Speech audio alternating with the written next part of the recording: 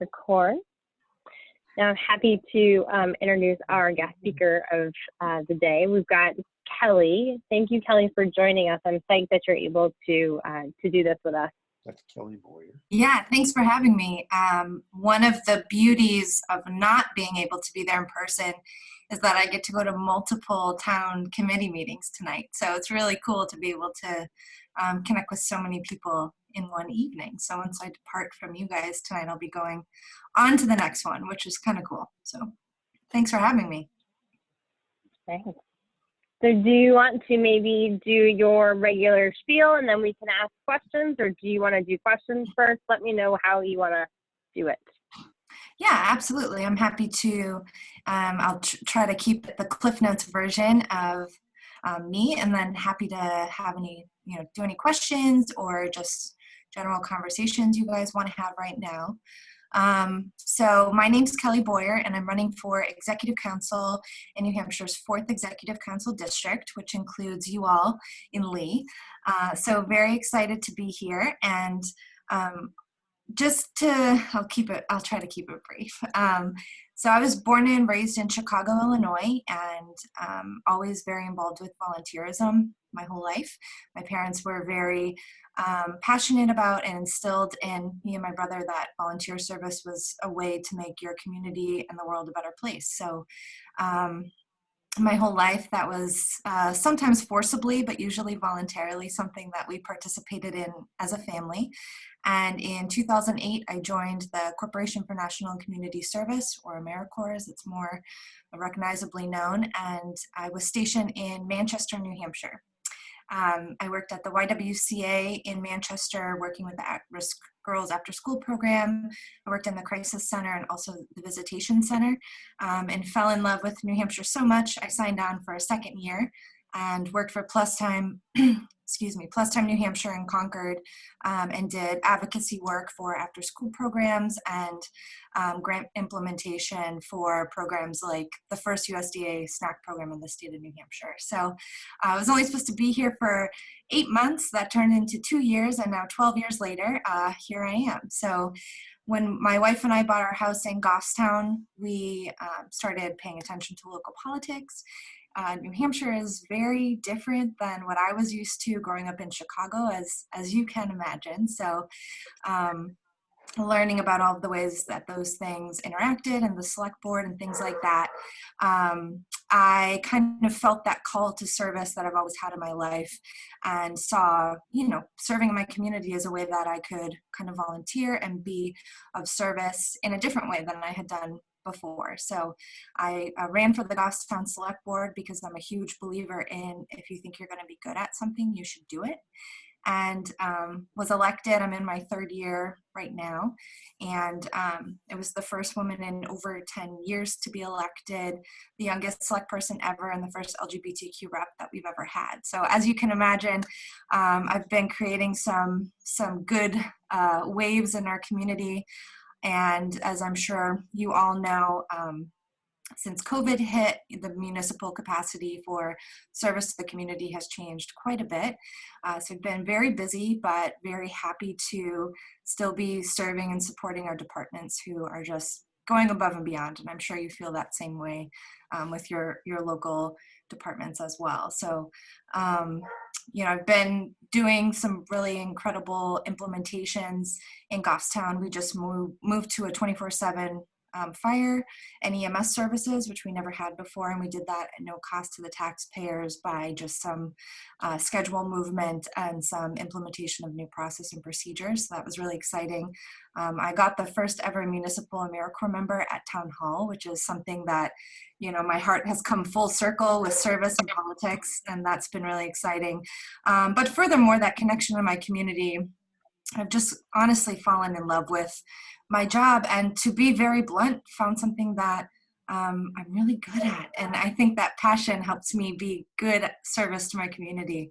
And looking at the Executive Council, as you all know, it's an incredibly important part of our state's democracy. We are the only state in the country that has an Executive Council, and it is this weird, crazy, powerful system that we have put in place to essentially serve as the watchdog to our governor, to keep them on the right track, and to kind of be that checks and balances for the community. So in my capacity as a select woman, I'm essentially doing an executive council role, but on my town level.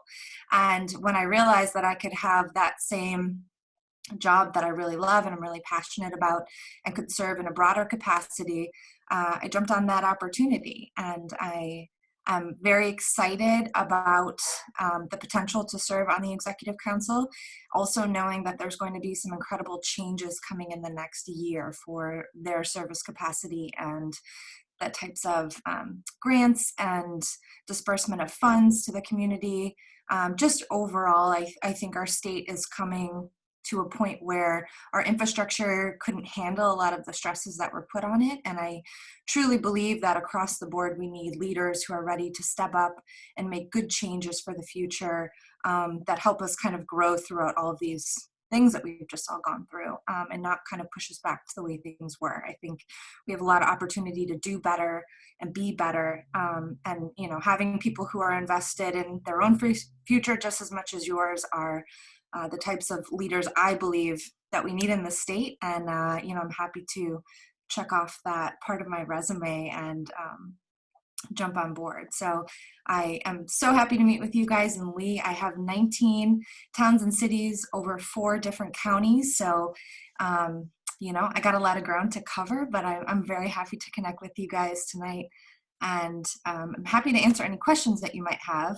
That was a quick Cliff Notes version of who I am and why I'm running, but I'd love to hear what you guys have to say about Executive Council or New Hampshire in general right now, or any questions you might have for me.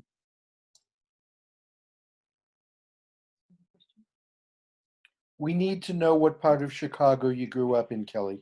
I grew up on the north side of Chicago, Roscoe and Halstead, which is right outside of Wrigleyville and is the dividing block between Boys Town. So I grew up in a very sports and gay part of. We saw you on Addison Avenue.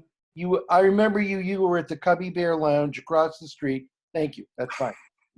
I worked there in college, so you may have. You know who Sam Fuld is. Sam Fuld was an outfielder for the Cubs. Okay. And he's from this part of the world. He's one of our neighbors and friends. Mm-hmm. So you're in good company. Cool. So we assume that you grew up in the Democratic machine in Chicago. Yeah, I guess so. Okay, and you're intent on recreating the Democratic machine here in New Hampshire, and we're all in favor of that. I'm not sure if that's something I would put on a yard sign, but I'm definitely. Well, you know what it says: vote early, vote often. Yeah, right. I mean, yeah, as many times as you can. Just do it. You know, do it as often as you possibly can. Yeah, it's the Chicago. Are there particular issues on Executive Council that you would want to address? I think it's the general oversight of the Executive Council certainly is right. The large budget expenditures, the appointments of department heads and judges. That's 2 or 3 things that have a massive impact on our state and often kind of go unnoticed. And the importance of doing all of those things well impacts so many other different things. So it's hard to give one issue for me. It's kind of the culmination of all of those things and being able to understand how, you know, the contracts interact with the budget and interact with the future of the state. And then the appointments are such a huge, I mean, I could go on and on about how impactful the department heads and the judges are to our state. And I think just federally, as more and more things get pushed down from the Supreme Court to the state level, that's going to have a huge impact on the next 10 years of life in New Hampshire. So I kind of think that just overarching is a huge component of the things we need to be doing really well on the Executive Council. I'd say on the kind of more issue-based things, for me, that really stems from an integration into the community that I have, and small communities, right? Goffstown's 18,000 people. That's like kind of middle size in New Hampshire, but serving on the select board, we don't have a mayor. You guys are a select board as well? Yes. Yeah, so you guys know, I mean, we're doing the day-to-day and the big picture stuff. And in Goffstown, just like in all of New Hampshire, we're struggling with things like school funding, infrastructure, water safety. Like, these are the things I talk about every single day. And that connection to small town, um, just the nuts and bolts of what's going on to the executive council, I think is something that has been one step removed sometimes. And I'm confident that I can bring those issues being just so integrated into my work and plan on continuing that in service.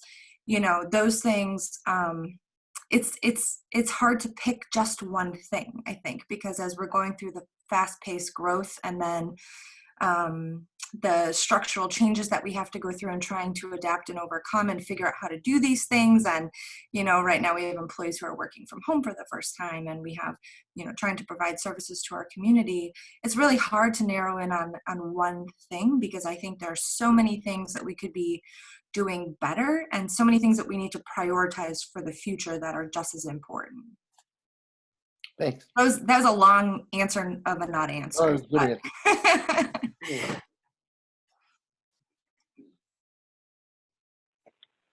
So Kelly, I posted in the chat, and it had been on our Facebook page a week ago, that the current executive council wants to see more transparency from the governor in regards to funding. And do you know who the vote was 4-1? Do you know who that one person who said no to the? Would you want to maybe share that person and maybe what you would do if you were in his shoes? Yeah, I put me on the spot to go there, huh? Sorry, yeah. Yeah. But we want you to beat him, so I want to so Ted Gatzis is the current executive counselor for District 4. He was the one vote that Amanda's referring to. That I'm a huge advocate for transparency. And I think especially in the tough situations, that's when you have to go above and beyond to be transparent. And I think we are a smart state. We have a lot of smart people working who can figure out how to do these things quickly, transparently, and effectively without having any impact on power and control balances. That is something that in my own community I've been an advocate for and have implemented lots of new connection pieces in Goffstown. So, for example, I'm the only board member who has a Facebook page. And after every single meeting, I write a digestible, non-opinionated recap of every single meeting, just what happened, right? Because I think one of the other things about being transparent is doing it in a way that people can understand. And lots of times people don't want to watch meetings or read minutes, or they don't have 2 hours out of their day to jump in. So I think that's also a responsibility of being a public servant, is presenting information to the public. So that is absolutely something that I am strongly in favor of and will always work hard to do, is make sure that you know, even if you don't agree with me, I want you to understand what went into making a decision. And I think more often than not, people feel that, you know, if you're willing to listen and then also willing to explain or provide information or make those connections, it makes local government and state government feel that much more accessible, which is what it should be.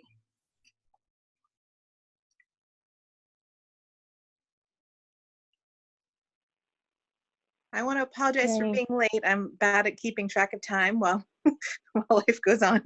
But I really wanted to hear what you had to say, and it's really exciting to have somebody who's so well-spoken and intelligent and full of energy. I'm excited about that. What can we do for you? What can we do to help you? I want to make sure you get that seat. So what do you need help with? Yeah, thanks for asking. It's, you know, obviously everything has changed, just as it, you know, as it has for everybody in every aspect of our life. Things are very different. As I'm sure you can imagine, campaigning it's gotten weird, it's gotten different. We've had to adapt and overcome pretty quickly to how we're connecting with people, how we're reaching people. And quite honestly, fundraising has become really difficult, as I'm sure you can imagine. I really struggle with that part of it. So, if you're in a place where you can donate to help us reach more people, obviously I would very much appreciate that. But more than anything, the name of the game is connection for me and reaching as many people as I possibly can. So we don't know if door knocking will happen this summer. We don't kind of know what the next 6 months look like. But we're going to do everything that we can. So if you're interested in volunteering, if you go to my website, which is boyer4nh.com, you can sign up to get newsletters. My Facebook page has a ton of information. Even if all you can do is just share my information out there to your circles, really anything I would certainly appreciate, whatever your capacity might be. And if there are more volunteer opportunities, further down the line to get out and about, I'm happy to have you there, obviously. And, there's always things like writing op-eds or emails to your friends. So we're happy to help and provide any kind of, templates or things like that if you might be stuck or have never done it before. But really, in whatever capacity you're willing to help, I am happy to have it. So just let me know. Thank you. We're going to want signs. Okay, great. This is a crowd that gets out before Election Day, that hits the big intersections, that holds the signs up, and turns out at the poll. We don't say polls in Lee, we say poll because there's only You have one? Yeah, there's one. Oh, we have two. But we turn out, and we're there with signs. One of the things that we have to do is we have to get voter turnout. It's imperative. The Republicans will turn out in force. There will be no Republican who says, oh, it's raining out. Oh, I'm afraid of COVID. I'm not going to go vote today. They're all going to vote. And I agree. Yeah. We absolutely have to beat the bushes and make certain that every Democratic voter knows that they're safe out there, that there are rides out there for them, and that they absolutely have to get out and vote or we're going to hurt. I agree. And I can tell you from the coordinated campaigns that the state party is putting out, so that grouping for me will be Senator Jeanne Shaheen, Congressman Chris Pappas, myself, and then the gubernatorial nominee later on. And then obviously the state reps and state senators from those areas. They are building a very strong coordinated campaign to reach all of those people that you just mentioned. It is imperative. And I personally have a lot of thoughts about people getting out to vote. And I think a lot of that connection is that not being able to easily access their elected officials and also the information around what's happening in their communities, in their state, and really not making that connection that the things that happen on those levels impact their day-to-day life way more than the president ever is, hopefully. But, so I agree that the connection with people and kind of giving them the run through of what we're doing and why it's important is essential to getting people out to vote, to get them to care about the things that, are going to impact tomorrow and next month and next year and, 10 years down the road. So I agree.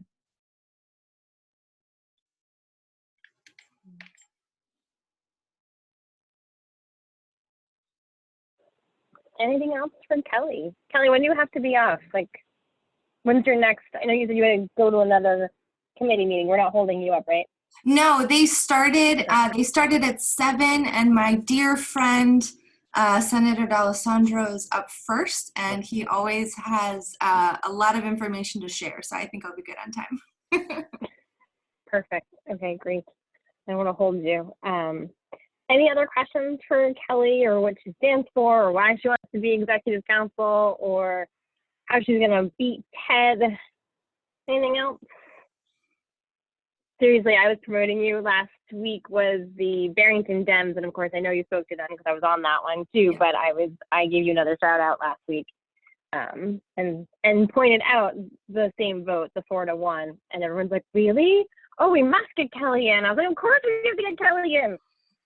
Oh, that's not even a question. Yeah, thank you. No, I appreciate that. It's, you know, it's gonna be a tough race in a really uncertain time, but I think, you know, if we all band together and work together, that we'll be able to kind of get some people in some seats that are going to be very critical for the next few years. So I certainly appreciate you having me again. I'm happy to see all your faces. And if you do have any questions, I'll send Amanda some contact information, my website and things like that for follow-up. And also just wanted to mention, I've been doing weekly kind of interview / town hall things with different elected officials. I had Senator Lou D'Alessandro, Rep. Sue Mullen from Bedford, Rep. Matt Wilhelm from Manchester. Today's also his birthday, if you happen to know him. He's great. He and I are both former service members.